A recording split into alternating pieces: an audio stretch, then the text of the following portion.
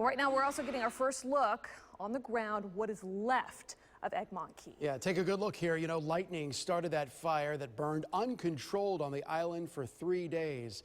And today, the Now's Michael Paluska is on the island right now. He's been talking to firefighters there who are trying to save one of Florida's most historic state parks. Before this fire came in and burned this area, I'm told that the vegetation right here was so thick, the only way to walk through would be using a machete. You couldn't see 3 feet off the trail. Now, as you can see, the entire area is open. The fire is now contained. The Park Service says they did a good job knocking it down. It's 79 acres. 79 acres, nearly a third of Egmont Key, is now a charred landscape.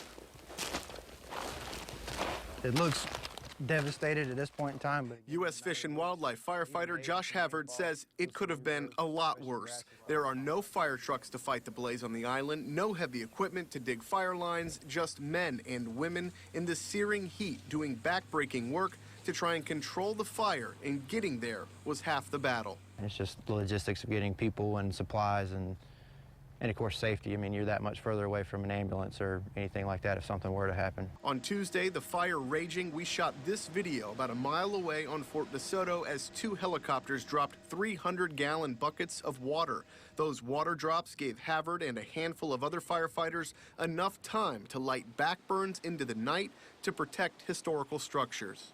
Caught a couple cat naps, but it was an all-nighter Tuesday night. The gopher tortoises that are on the island are going to go crazy over the new, fresh, subtle foliage. The island is a national wildlife refuge. Gopher tortoises were protected in deep burrows, but some box turtles didn't make it. But firefighters were able to protect a bird sanctuary on the southern tip of the island. We get to stop the progression of a fire, you know, adjacent to a historical structure or a private home without it ever knowing the fire was there. That's a win in our book.